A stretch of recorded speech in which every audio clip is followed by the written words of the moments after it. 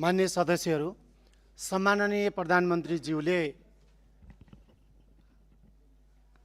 हात उठाउनु भएको हुनाले सम्माननीय प्रधानमन्त्रीज्यूलाई म रोस्टम प्रयोग गर्न अनुमति दिन्छु।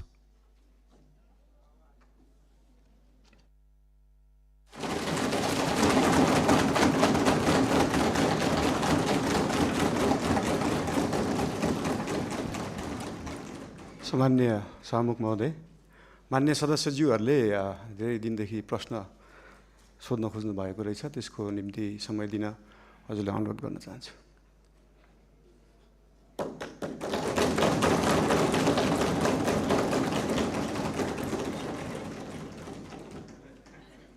मान्य सदस्य युवराज दुलालले उठ्नु भएको थियो, के को लागि उठ्नु भयो? पहिला युवराज दुलालले एकदम छोटकरीमा आफ्नो कुरा भनिहाल्नुहोस्। माइक दिनुहोस्। सम्मान्य प्रधानमन्त्रीज्यू, एकैछिन। सम्माननीय सभामुख महोदय, म फेरि आज एकपटक यो देशको संविधान र नियमावली मिचिएको यो दुःखद कुरा फेरि संसदलाई अवगत गराउन चाहन्छु। सम्माननीय प्रधानमन्त्रीज्यूबाट त्यो हुनु राष्ट्रको लागि धेरै नै दुःखद हो। सम्माननीय सभामुख मार्फत सम्माननीय प्रधानमन्त्रीज्यू, हाम्रो प्रतिनिधि सभा नियमावली 2079 को 56(1) प्रतिनिधि सभाका सदस्यहरूले सम्माननीय प्रधानमन्त्रीलाई प्रश्न सोध्ने व्यवस्था छ र जस अन्तर्गत समूह विभाजन गरिन्छ 15-15 जनाको, र त्यो समूहले सम्माननीय प्रधानमन्त्रीज्यूलाई प्रश्न सोध्नुभन्दा 3 दिन अगाडि नै लिखित रूपमा प्रश्न दिने र सम्माननीय प्रधानमन्त्रीज्यू उपस्थित भएको दिन 1 घण्टा त्यो प्रश्न उत्तर कार्यक्रम राख्ने प्रावधान भएकोले यो नियमावलीको नियम मिचिएको कुरा म दुःखका साथ दर्ज गर्न चाहन्छु। धन्यवाद। मान्य सदस्य ऐन महर, 1 मिनटभित्र आफ्नो कुरा भनिहाल्नु। सम्मान्य सभामुख महोदय, सम्मान्य प्रधानमन्त्रीज्यू सदनमा आउने कुरा र सदनलाई सम्बोधन गर्न चाहने विषयप्रति म सम्मान व्यक्त गर्न चाहन्छु, धन्यवाद व्यक्त गर्न चाहन्छु र सँगसँगै म एउटा मेरो नियमापत्ति दर्ज गर्न चाहन्छु। हामी संविधान र नियमावलीभन्दा माथि कोही पनि छैनौँ। सभामुखज्यू पनि हुनुहुन्न, प्रधानमन्त्रीज्यू पनि हुनुहुन्न, हामी मान्य सदस्य पनि छैनौँ। र प्रतिनिधि सभा नियमावली 2079 को नियम 56 को उपनियम 3-4 मा 1 देखि 5 सम्म प्रष्ट व्यवस्था गरेको छ। प्रधानमन्त्रीज्यूसँगको प्रश्नोत्तरको सन्दर्भमा 3 दिन अगाडि प्रश्न दर्ज गर्ने र 15वटा जति प्रश्न सोध्न सकिने र अनि प्रधानमन्त्रीले प्रश्नको जवाफ दिनुपर्ने भन्ने कुरा बडो स्पष्टसँग व्याख्या गरेकोले यो सामान्य प्रधानमन्त्रीज्यूबाट यस्तो खालको नियम विपरीतको काम नहोस् र मान्य सदस्यहरूका लिखित प्रश्नहरू लिइयोस्। त्यो लिखित प्रश्नहरूको जवाफ दिने कुरामा सम्मान्य प्रधानमन्त्रीज्यूले यसमा ध्यान दियोस् भन्न चाहन्छु र यो मेरो नियमावली दर्ज गर्न चाहन्छु। मान्य सदस्यलाई मैले यहाँको दललाई समय दिइसकेको हुनाले बस्नुहोस्।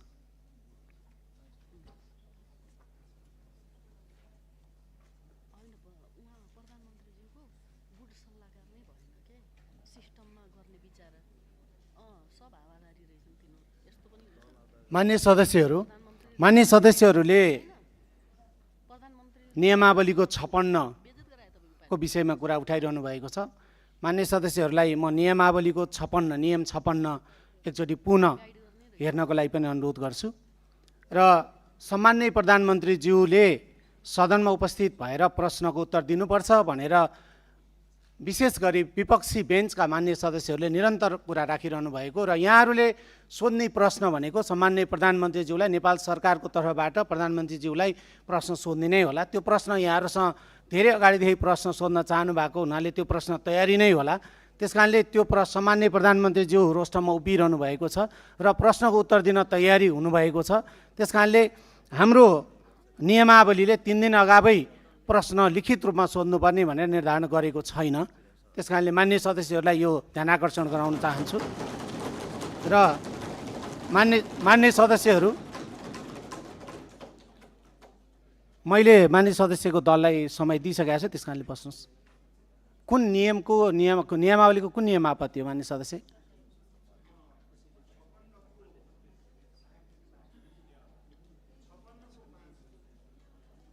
मान्य सदस्य, मलाई जानकारी छ। मान्य सदस्य बस्नुहोस्, मैले यहाँको दललाई समय दिइसकेको छु। हामी प्रश्न उत्तरतिर जाउँ। मान्य सदस्यहरूलाई मैले विपक्षी दल सर्वप्रथम विपक्षी दल नेपाली कांग्रेसलाई मैले 2 मिनेटको समय दिएको छु।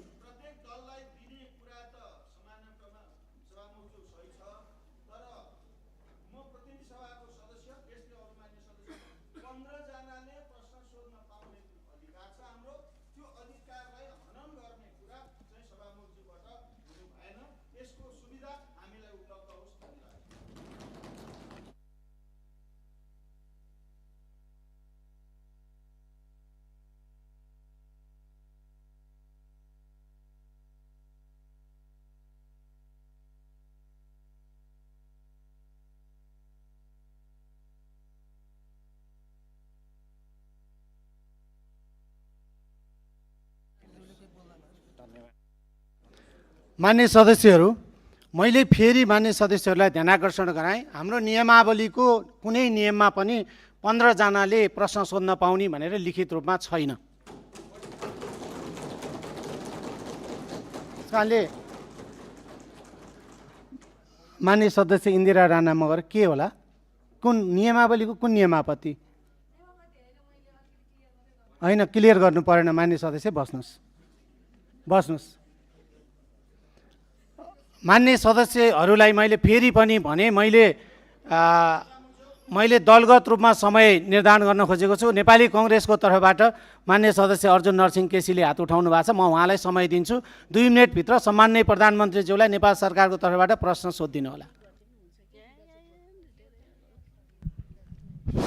सम्माननीय सभामुख महोदय, आज बडो नाटकीय ढङ्गले प्रधानमन्त्रीले प्रश्नोत्तरको निम्ति संसदमा आफै उभिएर जो समय माग्नु भएको छ, वास्तवमा यो विकसित देशहरूमा पनि प्रधानमन्त्रीले त्यस्तो गर्छन्। यसलाई म पोजिटिभ र लोकतान्त्रिक प्रक्रियाकै एउटा अङ्ग मान्छु।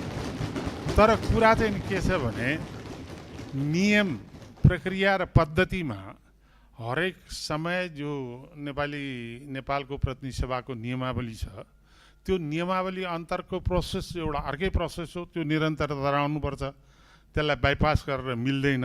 तर प्रधानमन्त्रीले उभिएर अहिलेको समसामयिक स्थितिमा मान्य सदस्यहरूको के धारणा भनेर अचानक जो उभिनु भएको छ, त्यो चाहिँ राम्रै हो भन्छु। तर कुरा के छ भने, अब मैले यो 2 मिनटभित्र म धेरै कुरा सबै त भन्न सक्दिनँ। सबभन्दा पहिला हामीले निरन्तर रूपबाट, मैले चाहिँ नि यो सुन्ने समय पनि निकालेको कुरा हो, 23-24 को जेएनजी आन्दोलनपछि गौरीवादी कार्कीको जुन प्रतिवेदन छ, त्यो प्रतिवेदनको सारांश रूपमा कहीँ अनौपचारिक रूपले प्रकाशित भए पनि औपचारिक रूपले त्यो प्रकाशित हुन सकेका छैन। र त्यो औपचारिक रूपले प्रकाशित हुनुपर्छ र त्यो संसदका प्रत्येक सदस्यले पाउनुपर्छ भन्ने कुरा सभामुखजी मैले पहिला पनि उठायो। र त्यसपछि 24 गौरीबहादुर कार्कीजीको प्रतिवेदनमा 24 गते पुरा रूपबाट ब्ल्याकआउटै गरिएको खालको हामीले बुझेका छौँ। जहाँसम्म 24 गते देशमा जुन खालको अत्यन्त विध्वंसात्मक घटना घट्यो, त्यो घटनाको छानबिन गर्नको निम्ति निष्पक्ष आयोगको गठन तत्कालै गर्नको निम्ति म प्रधानमन्त्रीसँग अनुरोध गर्छु। र त्यो सँगसँगै अर्को चाहिँ नि के भनेदेखि, यो मलाई बसेर भन्नु है साहब, त्यो सँगसँगै प्रधानमन्त्रीजीलाई चाहिँ अर्को के भने, भर्खर मानवाधिकार आयोगले जो प्रतिवेदन प्रस्तुत गरेको छ, त्यो प्रतिवेदन चाहिँ सरकारलाई प्रधानमन्त्रीलाई त प्रस्तुत गरिसकेका छ। त्यो प्रस्तुतलाई सार्वजनिक रूपले जनतामा सम्प्रेषण गर्ने र त्यो सँगसँगै यो कारबाहीको प्रक्रिया पनि सुरु गर्नुको निम्ति चाहिँ नि म सम्माननीय सभामुखले हार्दिक रूपबाट अनुरोध गर्न चाहन्छु। र म एउटा कुरा चाहिँ फेरि पनि अनुरोध के गर्न चाहन्छु भने, यो कानुनी राज्यमा रुल बाई ल पनि हुन्छ, रुल अफ ल पनि हुन्छ। रुल अफ ल भने कानुनको स्पिरिट, संविधान, मर्यादा, त्यसका सम्पूर्ण कुरालाई केन्द्रित बनाइन्छ भने, रुल बाई ल भने जो शक्तिमा छ, जो बहुमतमा छ, उसले आफू अनुकूल कानुन बनाएर प्रयोग गर्ने जुन खालको परम्परा र रुल बाई ल भनेर भनिन्छ। सत्ताको स्वार्थको निम्ति कानुनलाई प्रयोग गरेर देखिने परम्परा हामी कहाँ पनि देखिन थालेको छ। त्यसलाई नियन्त्रण हुनुपर्ने आवश्यकता छ, किनभने हामी लोकतान्त्रिक पद्धतिलाई जगेर्ना गर्नुको निम्ति हामी जुनसुकै बेन्चमा बसे पनि हाम्रो साझा दायित्व हो। र त्यो दायित्वलाई प्रधानमन्त्रीले अझ बढ्ता बुझ्नुपर्छ र बुझ्नु भएको छ भन्ने मलाई विश्वास छ। धन्यवाद। मान्य सदस्यहरूबाट उठाएको जिज्ञासाप्रति मेरो ध्यानाकर्षण भएको छ। हामी आगामी बैठकभन्दा अगाडि कार्यव्यवस्था परामर्श समितिको बैठक पनि बस्न सक्छौँ र त्यसपछि बाँकी छलफल त्यहीँ गर्नेछौँ। आज सम्माननीय प्रधानमन्त्रीज्यूले रोस्टम उभिएर मान्य सदस्यहरूको प्रश्नको उत्तर दिन म तयार छु र मलाई प्रश्न सोधियोस् भनेर यो सम्मानित सदनप्रति उहाँले प्रश्न गर्नुभएको हुनाले त्यसैतर्फ मैले ध्यानाकर्षण गराउँदै सम्माननीय प्रधानमन्त्रीज्यू। सम्मान्य सभामुखज्यू, धन्यवाद।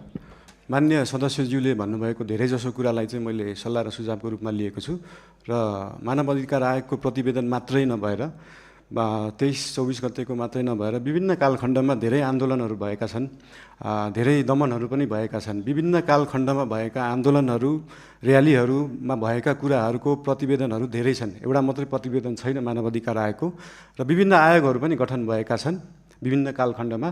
आजसम्म नेपाल सरकारलाई बुझाइएको जति पनि आयोगका प्रतिवेदनहरू छन्, ती सबै प्रतिवेदनहरूलाई एकमुष्ट रूपमा नेपाल सरकारले अध्ययन गर्छ र गर्नुपर्ने काम कारबाही त्यही हिसाबले गर्छ। धन्यवाद।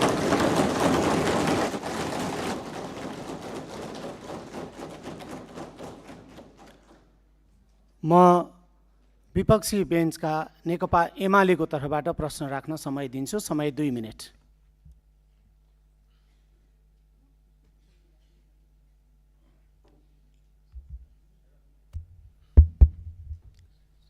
सम्माननीय सभामुख महोदय, सम्माननीय प्रधानमन्त्रीज्यूलाई वास्तवमा हाम्रो राष्ट्रको सार्वभौमिकता, राष्ट्रिय अखण्डता र स्वतन्त्रता हामी सबैको प्राणभन्दा प्यारो चिज हो। आज नेपालको भूमि हामीले दावा गरिरहेका छौँ, नक्सा जारी भइसकेको छ। त्यो भूमिमा त्रिपक्षीय सरकारको ठाउँ नेपाल, चाइना र भारतको, तर आज नेपाललाई व्यवस्था गरिकन भारत र चाइनाका तर्फबाट द्विपक्षीय समझदारी कायम गरेर जुन व्यापारिक मार्ग निर्माण गर्ने काम धमाधम भइरहेको छ, यो सन्दर्भमा नेपाल सरकारको धारणा के छ, सरकारले के गरिरहेको छ भन्ने सन्दर्भमा म प्रधानमन्त्रीज्यूसँग चासो राख्न चाहन्छु। धन्यवाद। सम्माननीय प्रधानमन्त्री। माननीय सदस्यज्यू, लिपुलेक लिम्पियाधुरा सम्बन्धी बुझ्न खोज्नुभयो जस्तो लागेको थियो। यस सम्बन्धी नेपाल सरकारले अफिसियल रूपमा डिप्लोमेटिक नोट भारत सरकारलाई पठाइसकेको छ र त्यसको जवाब पनि आएको छ। त्यो जवाबमा चाहिँ दुईटै सरकारले आफ्नो इतिहासविदहरू राखेर, आफ्नो सर्वेयरहरू राखेर, आफ्नो भूमि सम्बन्धी जानकारी भएका व्यक्तिहरू राखेर टेबल टक मार्फत यो कुरालाई समाधान गर्ने कुरा भएको छ। र यस सम्बन्धी हामीले भारत र चाइनालाई मात्रै नभएर इङ्ल्यान्ड सरकारसँग पनि कुरा गरेका छौँ। उहाँहरूले ब्रिटिस इन्डिया छोड्दै गर्दाखेरिको समस्या अहिलेसम्म हाम्रोमा भइरहेको हुँदाखेरि यसमा चाहिँ इङ्ल्यान्डले पनि सरकार राख्नुपर्छ भन्ने हाम्रो मान्यता हो। यो सबै कुराहरू टेबल टक डिप्लोमेटिक हिसाबले भएर समाधान हुने जानकारी गराउन चाहन्छु। धन्यवाद।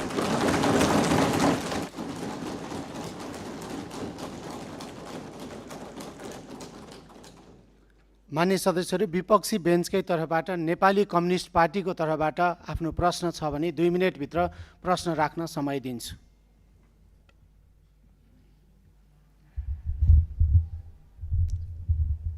सम्मान्य सभामुखज्यू, सम्मान्य प्रधानमन्त्रीज्यू आज संसदमा उपस्थित हुनुभएको छ। यो लोकतान्त्रिक परिपाटीलाई उहाँले आत्मसात गरेर सार्वभौम संसदमा उपस्थित भएर प्रश्नको उत्तर दिने जुन जमर्को गर्नुभएको छ, त्यसको निमित्त म सम्मान्य प्रधानमन्त्रीज्यूलाई हार्दिक धन्यवाद दिन चाहन्छु। म खास गरिकन 2टा प्रश्न यहाँ राख्न चाहन्छु। आज यो तयारी त्यति हाम्रो पुगेको छैन। सम्मानज्यू आइहाल्नुभयो, प्रश्न माग गर्नुभयो, त्यसैले गर्दाखेरि त्यो माग अनुसारको यो प्रश्न राख्नुपर्ने एउटा जिम्मेवारी बोध भएको छ। एउटा कुरो के छ भने हामीले राष्ट्रिय सम्मानलाई अत्यन्त महत्त्वका साथ हेर्नुपर्छ। कुनै पनि बेला हामी सम्मानपूर्वक जिउने कुरामा हामी प्रतिबद्ध हुनुपर्छ। मैले यो सन्दर्भ लिस्ट डेभलप कन्ट्रीको एलडिसीको ग्रेजुएसनको सन्दर्भ उठाइरहेको छु। यो वर्ष हामी लिस्ट डेभलप कन्ट्रीको ग्रेजुएसन हुने अवस्थामा थियौँ। यसले हाम्रो राष्ट्रिय सम्मान बढाउन सक्थ्यो, आत्मविश्वास बढाउन सक्थ्यो, ताकि त्यसले गर्दाखेरि हामी अन्तर्राष्ट्रिय समुदायमा नेपाल अल्पविकसित होइन भन्ने खालको एउटा अनुभूति लिएर हामी हिँड्न सक्थ्यौँ। तर केही वस्तुहरूको निर्यातको सुविधाको निमित्त यो अवसरलाई हामीले अहिले 2 वर्षको निमित्त एक्सटेन्ड गर्ने सोचाइ बनाएको छौँ। म सम्माननीय प्रधानमन्त्रीज्यूबाट यो कुराको स्पष्ट रूपमा सकिन्छ भने हामी अहिले सबै यो इन्डिकेटर्सहरूबाट, हाम्रो जिएनआई पर क्याप्टाबाट पनि हामी सम्पूर्ण कुराबाट हामी ग्रेजुएसनको निमित्त फिट भइसकेको छौँ। त्यसैले गर्दाखेरि यही वर्षबाट ग्रेजुएसनको निमित्त हामी तयारी हौँ भन्ने म अनुरोध गर्न चाहन्छु। अर्को कुरो, सामान्य प्रधानमन्त्रीज्यू गरिबप्रति अत्यन्त उहाँ संवेदनशील हुनुहुन्छ। उहाँले त्यस सम्बन्धी गीत पनि गाउनु भएको छ। म के अनुरोध गर्न चाहन्छु भने अहिले जुन किसिमको सुकुम्बासी समस्याहरूमा डिल गर्न खोजिएको छ त्यो राज्यको तर्फबाट त्यो बिल्कुल सही तरिका भएन। उनीहरूको व्यवस्थापनको निमित्त एउटा उपयुक्त रणनीति तयार गरेर अगाडि जानुपर्ने थियो। त्यति मात्रै होइन, अहिलेको बजेट यो माथिल्लो तल र मध्यम वर्गको निमित्त मात्रै छ। निम्न मध्यम वर्गीय र गरिबको मुखी यो बन्न सकेको छैन। बजेटको डिस्कसनको बारेमा हामी यसमा थुप्रै प्रश्न उठाउनेछौँ, तर यसबारेमा सम्माननीय प्रधानमन्त्रीज्यूको आफ्नो सोच विचार र कसरी यो राष्ट्रिय अर्थतन्त्रलाई हाम्रो अर्थ राजनीतिलाई लैजाने भन्ने बारे पनि यहाँको सोच हामी जान्न चाहन्छौँ। धन्यवाद। सम्माननीय प्रधानमन्त्री। धन्यवाद सम्माननीय सभामुखज्यू। यो उदाहरण एउटा दिन चाहन्छु। यो लिस्ट डेभलप कन्ट्रीबाट डेभलपिङ कन्ट्रीमा जाने अथवा डेभलपिङ कन्ट्रीबाट डेभलप कन्ट्रीमा जानेमा हाम्रै छिमेकी राष्ट्र चीन, चाइना चाहिँ अस्ति भर्खरै डेभलपिङबाट डेभलपमा गएको थियो, जबकि त्यो डेभलपमेन्टको पराकाष्ठा नागिसकेको देश हो त्यो। यो कुराहरू चाहिँ एकदमै स्ट्राटेजिक रूपमा सरकारले सोच्नुपर्छ जस्तो लाग्छ। अहिले नै हामीले एलडिसीबाट ग्रेजुएट हुँदै गर्दाखेरि हाम्रो ट्रेडका कुराहरू, हामीले निर्यात गर्ने विषय वस्तुहरूमा चाहिँ लाग्ने करहरू अहिले छुट पाइन्छ। हामी चाहिँ निर्यातमुखी हुनुपर्छ। देशमा उत्पादन भएको चिजहरू चाहिँ विभिन्न राष्ट्रहरूमा हामीले एक्सपोर्ट गर्न पाऊँ भन्ने हिसाबले 2 वर्षलाई त्यसलाई टारेका हौँ। त्यसलाई अहिले आत्मविश्वास बढाउने भन्दा पनि देशलाई पैसा चाहिएको छ, पैसा बढाउनेतिर ध्यान गएको छ हाम्रो।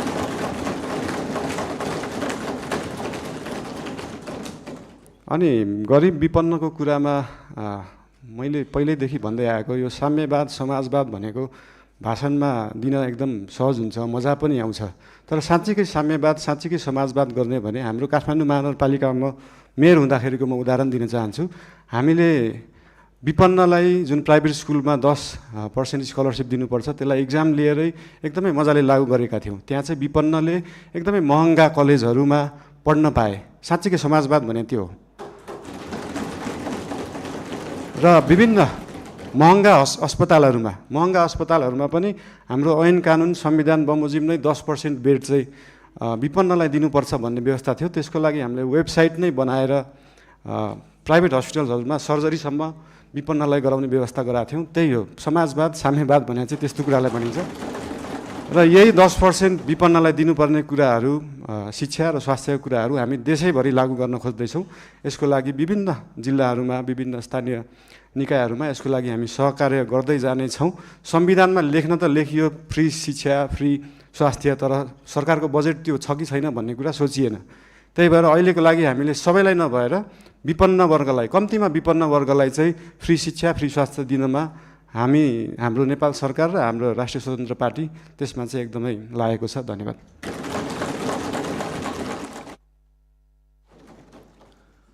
विपक्षी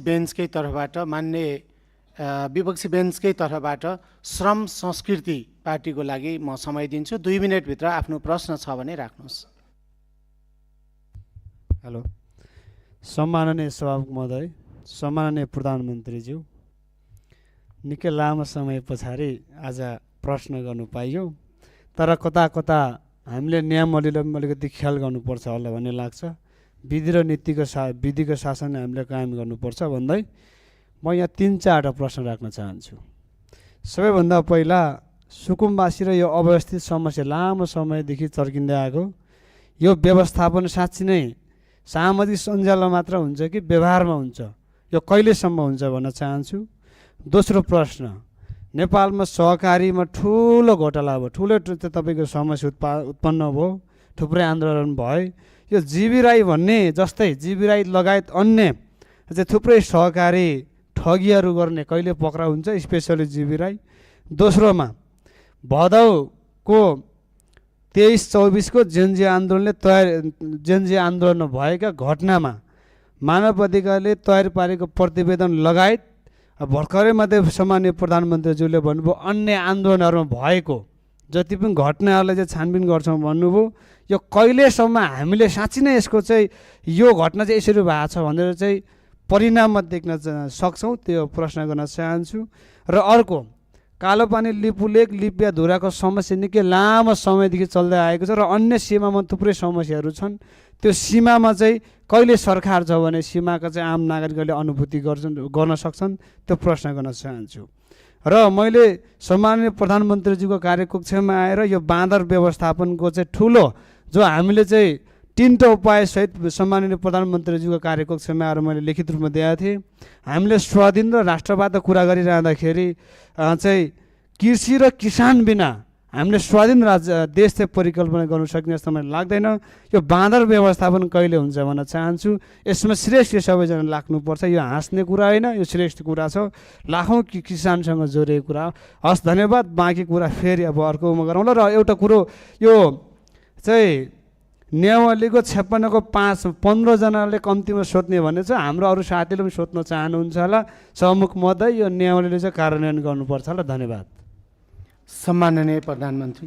सम्माननीय सभामुख महोदय, यो सुकुम्बासीको विषयमा धेरै कुराहरू आएका छन्। हामीले काठमाडौँ उपत्यकामा रहेका खोला किनारमा जुन एकदमै जोखिमपूर्ण अवस्थामा बस्नु भएको थियो, उहाँहरूलाई चाहिँ अर्को ठाउँ सार्ने काम गरेको हो। हामीले उहाँहरूलाई त्यो हेर्दाखेरि, तपाईँहरूले हेर्दाखेरि त्यो खेदाको अवस्था देखे पनि यो 4 वर्ष अगाडिदेखि नै म स्थानीय सरकारमा हुँदा नै सङ्घ सरकारलाई भनेको कुरा चाहिँ के थियो भन्दाखेरि उहाँहरूलाई त्यहाँबाट स्थानान्तरण गरेर होल्डिङ सेन्टरमा राखेर जो सहीमा सुकुम्बासी हुनुहुन्छ, जसको चाहिँ देशभरि कतै पनि एक दूर जग्गा पनि छैन, एक आना जग्गा पनि छैन, उहाँहरूलाई चाहिँ त्यो जग्गाको व्यवस्थापन नेपाल सरकारले गर्नुपर्छ। त्यो हाम्रो सरकारको र हाम्रो पार्टीको मान्यता हो। त्यो उहाँहरूले पाउनै पर्छ।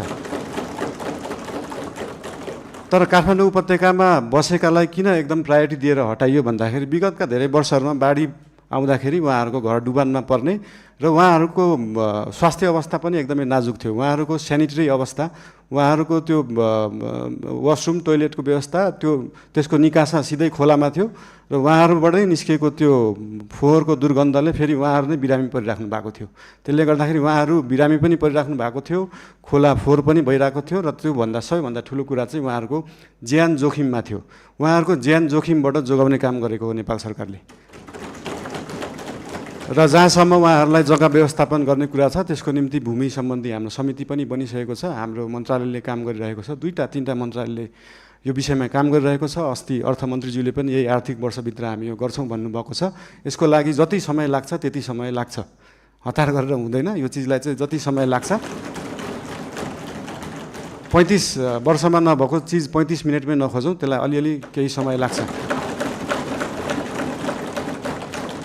र लिपुलेक लिम्पियाधुराको बारेमा उहाँले सोध्नुभयो, अघि पनि भनिसकेँ। यो चाहिँ डिप्लोमेटिक रूपमा टेबल टक। तपाईँहरूलाई एउटा कुरा अचम्म लाग्छ होला, मैले पनि अस्ति प्रधानमन्त्री भएपछि नै थाहा पाएँ, भारतले नेपालको जग्गा मात्रै होइन, नेपालले पनि भारतको जग्गा धेरै ठाउँमा मिचेको रहेछ। अनि यो कुरा चाहिँ अस्ति भर्खरै थाहा पायो। त्यही भएर दुईटै देशले अध्ययन गरेर हामीले मिचेको छौँ, उहाँहरूले मिच्नु भएको छ, के छ त्यसलाई चाहिँ बसेर एउटा साथीको रूपमा समाधान गर्ने चाहिँ हामीले सोच राखेका छौँ। धन्यवाद। सहकारीको विषयमा पनि सोध्नु भएको थियो। सहकारीको विषयमा पनि अहिले एउटा कोष खडा गरेको छ र बाहिर न्युजमा आए जस्तो नेपाल सरकारको पैसा गएको मात्रै जस्तो देखिन्छ। हामीले सहकारीबाट उठाएको पनि पैसा छ। अस्ति लास्ट विकको रिपोर्ट हेर्दाखेरि 3 करोड जस्तो सहकारीबाट उठाइएको थियो, 50-60 लाख जस्तो दिएको थियो। यसको मतलब सरकारको पैसा गइरहेको होइन, हामीले सहकारीहरूबाट उठाएरै उहाँहरू पीडितहरूलाई पैसा बाँड्ने हो। त्यसमा कुनै पनि कन्फ्युजन नराख्न अनुरोध गर्न चाहन्छु। धन्यवाद।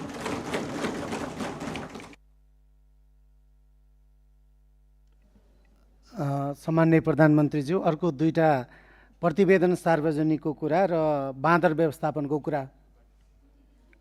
उहाँले यता प्रतिपक्षको तर्फबाट अघिको योभन्दा अगाडिको मान्य प्रश्नकर्ताले सदस्यले चाहिँ बाँदर व्यवस्थापनको कुरा र प्रतिवेदन सार्वजनिकको कुरा पनि राख्नु भएको छ। धन्यवाद। सम्मान्य सभामुखज्यू, प्रतिवेदनहरू अध्ययन समिति बन्छ। जस्तै मिडियामा आइसक्यो, तर त्यो मानव अधिकार आएको प्रतिवेदन पनि प्रधानमन्त्री कार्यालयमा अफिसियली बुझाइएको छैन। त्यो 29 पेजको केही खण्ड आए तापनि त्यो 10,000 पेजको छ भन्ने सुन्नमा आएको छ। त्यो प्रतिवेदन हामी कहाँ नै अफिसियली रूपमा आइसकेका छैनन्। अनि त्यो प्रतिवेदन आएपछि हामी सार्वजनिक गर्छौँ नै। लगायत मैले अघि भने जस्तै देशभरि भएका विभिन्न घटनाका घटना सम्बन्धी आयोगहरू बनेका थिए, आयोगका रिपोर्टहरू छन्। ती सबै रिपोर्ट अध्ययन समितिले अध्ययन गर्छ। उहाँहरूलाई अध्ययन गर्न जति समय लाग्छ त्यति समय चाहिँ लाग्छ। फेरि त्यो उहाँहरूलाई छिटो 2 दिनमै अध्ययन गरेर दिनु भन्न नसकिने अवस्था छैन। त्यही भएर यो अध्ययन गरेर आएको रिपोर्ट चाहिँ नेपाल सरकारले सार्वजनिक गर्नेछ। र बाँदरको विषयमा त अस्ति मान्य महावीर पुनज्यूले पनि भन्नुभएको थियो, एकदमै गाह्रो विषय हो, एकदम सजिलो छैन। यो भन्ने बित्तिकै तपाईँले विश्वमा जहाँ पनि हेर्दाखेरि बाँदरले बाली खाने रोकथाम गर्दा कि त त्यो खेतलाई चाहिँ वायरिङ गरेर घेरेर राखिन्छ, त्यो एकदमै खर्चिलो हुन्छ, कि त जङ्गललाई नै वायरिङ गरेर राखिन्छ। त्यो मानव बस्ती र जङ्गली जनावरलाई चाहिँ छुट्याएर राखिने चलन छ। यस सम्बन्धी अध्ययन गर्न समिति पनि बनेको छ, अध्ययन भइरहेको छ। यो एकदमै पेचिलो विषय भएको भएर तुरुन्तै गर्न नसकिने चिज भएर यसलाई चाहिँ हामीले देश विदेश विभिन्न देशहरूमा कुन उपाय लाइएका छन्, हामी हत्या हिंसामा नजाउँ भन्ने सोच भएको भएर त्योभन्दा अल्टरनेटिभ उपाय के हुनसक्छ त्यो सोच्दैछ। अहिले समिति गठन भएको छ। त्यसको अध्ययन रिपोर्ट आइसकेपछि त्यो रिपोर्ट अनुसार सरकारले काम गर्नेछ। धन्यवाद। विपक्षी बेन्चकै तर्फबाट राष्ट्रिय प्रजातन्त्र पार्टीको तर्फबाट प्रश्न छ भने 2 मिनटभित्र आफ्नो प्रश्न राख्न समय दिन्छु।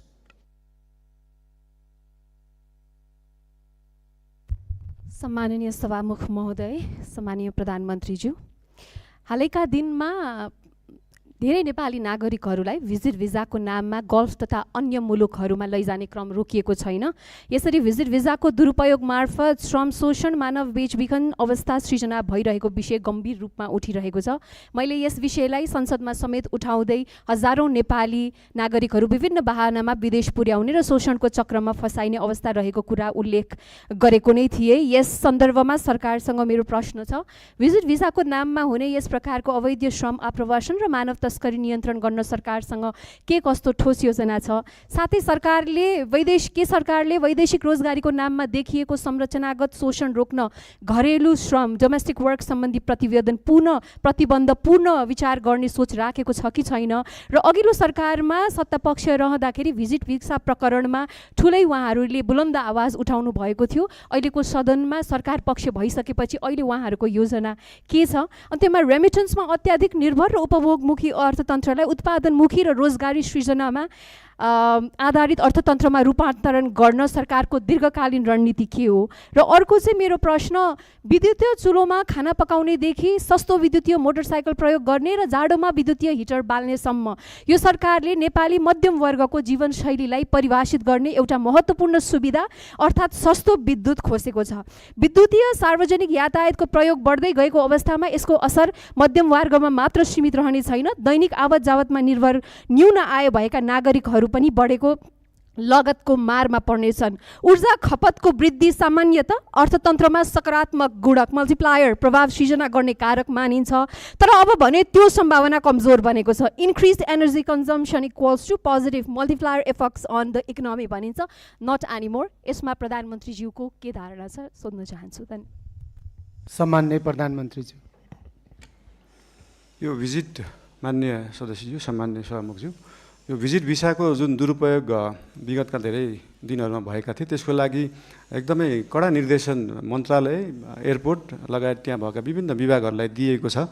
र भिजिट भिसामा गएर त्यहाँनिर कामको लागि इन्टरभ्यू दिएर काम पाउँदाखेरि फेरि फर्केर आउनुपर्ने, फेरि वर्किङ भिजाको लागि अप्लाई गर्नुपर्ने र नेपाल नै आउनुपर्ने व्यवस्था रहेछ। त्यसको लागि पनि एउटा अल्टरनेटिभ उपाय रहेछ। भिजिट भिसामा गएर उहाँहरूले त्यहाँनिर काम गर्न खोज्नु भएको छ भने त्यसलाई वर्किङ भिजामा उतै बसेर पनि कन्भर्ट गर्न सकिन्छ। यसको लागि श्रम मन्त्रालयले विभिन्न क्षेत्रहरूलाई समेटेर यसको व्यवस्थापनको लागि काम गरिरहेको छ। यस विषयमा थप केही जानकारी चाहिएमा श्रम मन्त्रीज्यूसँग पनि लिन सकिन्छ, श्रम मन्त्रालयसँग पनि लिन सकिन्छ नै। र विद्युतको विषयमा अघि भन्नुभयो, देशभरि जुन हिटर इन्डक्सन अहिले चाहिँ के छ भन्दाखेरि साँच्चीकै हामी अहिले विद्युतीय युगमा तुरुन्तै जान सकिने अवस्था छैन। साँच्चीकै देशका हरेक किचनमा अहिले नै बिजुलीबाट पकाउने, इन्डक्सन कुकरबाट पकाउने हो भने देशमा भएका सबै ट्रान्सफर्मर र सबस्टेसन पड्किन्छन्। त्यसको क्षमता नै छैन अहिले। त्यो क्षमतालाई विकास गर्नलाई पैसा चाहिन्छ र त्यही पैसाको लागि 50 युनिटभन्दा माथि चाहिँ 5% भ्याट लाउने कुरा जुन अर्थमन्त्रीज्यूले अस्ति कुरा गर्नुभएको छ त्यो एकदमै धेरै रकम होइन। 100 रुपियाँमा 5 रुपियाँ हो। त्यो पैसा चाहिँ केमा खर्च हुन्छ भन्दाखेरि देशभरि ट्रान्सफर्मरलाई अपग्रेड गर्नुपर्छ, देशभरि ट्रान्समिसन लाइनको तारको मोटाइलाई अपग्रेड गर्नुपर्छ, सबस्टेसनहरू अपग्रेड गर्नुपर्छ, अनि बल्ल हामी साँच्चीकै विद्युतीय युगमा जान सक्छौँ। त्यसको लागि नेपाल सरकार अग्रसर छ। धन्यवाद। मान्य सदस्य महावीर पुनलाई प्रश्न छ भने 2 मिनेटभित्र आफ्नो प्रश्न राख्न समय दिन्छु।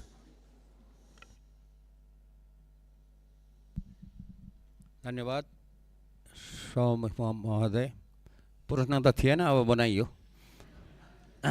र पहिलो प्रश्न के छ भने म चुनावी सरकारको मन्त्री हुँदादेखि नै यो विदेशमा बस्ने नेपालीहरूले अस्तिको फागुन 21 गतेको चुनावमा पनि भोट दिने व्यवस्था मिलाउनु पर्छ भनेर धेरै कराएँ। विभिन्न राजनीतिक पार्टीहरूको संयुक्त सम्मेलनमा पनि कराएँ, अनि त्यसपछि के अरे क्याबिनेटमा पनि कराएँ, धेरै साथीहरूलाई कराएँ। त्यति बेला गर्ने भन्दै थियो, तर गर्न नसकिने भयो भनियो। अब अस्तिको चुनावमा त्यो भोट दिने व्यवस्था गर्न नसके पनि अब आउने 82 मा स्थानीय सरकारको प्रदेश सरकारको चुनाव हुँदैछ। त्यो चुनावमा करिब नेपालीहरू मोटामोटी यति भन्ने त एक्ज्याक्ट डाटा त छैन होला, करिब 30 लाखको वरिपरि नेपालीहरू विदेशमा काम गरिरहेछन् र ती सबै नेपालीहरू चाहिँ भोट दिने उमेर पुगेका नेपालीहरू हुन् र उमेर पुगेर नै काम गर्न गएका हुन्। त्यसैले ती नेपालीहरूलाई यो अब आउने चुनावमा भोट दिने व्यवस्था के गरिँदैछ, यो चाहिँ छिटै हुनु पर्यो, किनभने 84 त आइहाल्छ, 83 लागिसक्यो, 84 भनेको अर्को वर्ष हो। यो चाहिँ कति छिटो काम भइरहेछ, के भइरहेछ त्यो जान्न चाहन्छु। र अर्को कुरा त मेरो बाँदरको समस्या भन्ने थियो, के हुँदैछ भनेर, अनि उहाँ अर्को मान्यले राखिसक्नु भयो।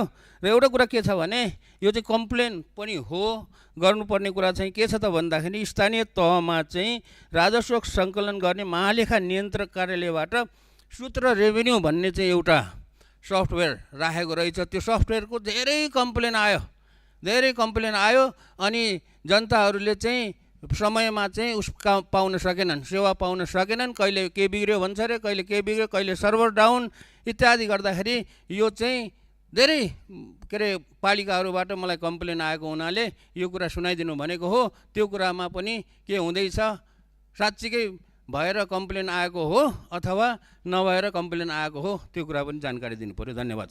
सम्माननीय प्रधानमन्त्री।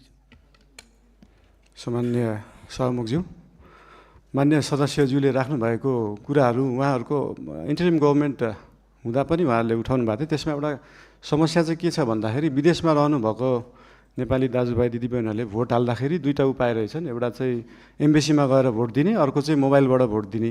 मोबाइलबाट भोट दिँदाखेरि चाहिँ अलिकति इन्फ्लुएन्स हुन सक्ने, किन भन्दाखेरि विदेशमा रहेका नेपालीहरूले भोट दिँदाखेरि कसैको इन्फ्लुएन्समा भोट नदियोस्, स्वतन्त्र रूपमा भोट दिनुपर्छ भन्ने कुराले त्यो त्यति बेला अल्झिएको जस्तो लाग्छ। अब त्यसको लागि एम्बेसीमा गएर भोट दिने कि त्यो प्रविधि मैत्री बनाउने भन्ने कुरा हो।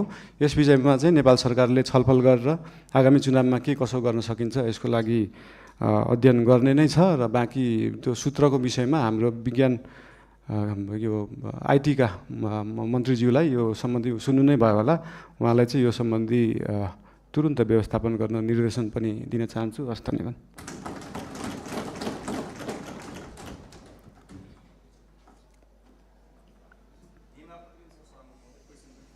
मान्य सदस्य एकछिन बस्नुहोस्, मैले काम बाँकी नै छ।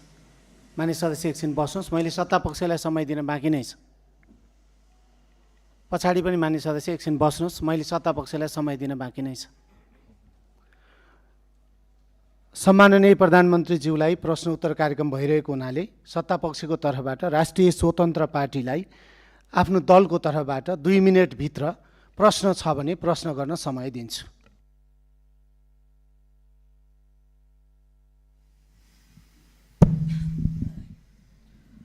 सम्माननीय सभामुख महोदय, सर्वप्रथम त प्रश्नोत्तरको लागि सदनमा उपस्थित भएर आइदिनु भएकोमा म प्रधानमन्त्रीज्यू समक्ष सम्मान व्यक्त गर्न चाहन्छु। हाल गत निर्वाचनमा आम नागरिकले अभूतपूर्व जनमत दिएर नागरिकको काम गर्नको लागि हामीलाई पठाउनु भएको छ र म आम नागरिकलाई धन्यवाद पनि व्यक्त गर्न चाहन्छु। अहिले सुशासनको दृष्टिकोणबाट हेर्ने हो भने केही अघिसम्म घुस नखाई केही काम नहुने अवस्था थियो।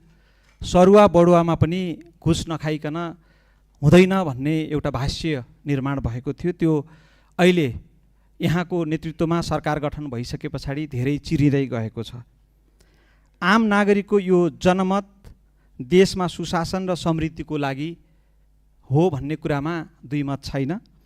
नो इफ नो बट, सुशासन चाहियो, समृद्धि चाहियो भन्ने छ र सरकारले त्यसै अनुरूप काम पनि गर्दै गएको कुरा आम नागरिकलाई आश्वस्त हुने गरी प्रस्ट्याइदिनु हुन सम्माननीय प्रधानमन्त्रीज्यूलाई हार्दिक अनुरोध गर्न चाहन्छु। धन्यवाद।